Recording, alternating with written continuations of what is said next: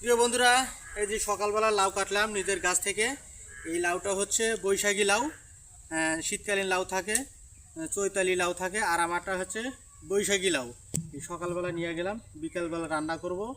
একদম মনে করেন সে কী দিয়ে রান্না করব। এটা হচ্ছে গড়াই মাছ। আপনারা তো গড়াই মাছ চিনবেন না, টাকি মাছ চিনবেন, অথবা শোল মাছ। রাত্রে রান্না করে রাখবে, সকালবেলা ঠান্ডা লাউ এবং গরম গরম ভাত এবং সাথে আলু ভর্তা, সেই মজা।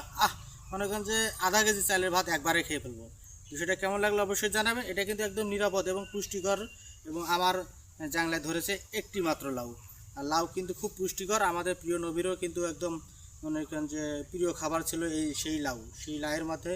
আর বিশেষ করে গর্ভবতী মহিলাদের জন্য, যারা যেসব বাচ্চা আছে সেই সব নারীদের জন্য লাউ কিন্তু আরও বেশি পুষ্টিকর। অবশ্যই আপনারা লাউ খাবেন। সবাইকে ধন্যবাদ।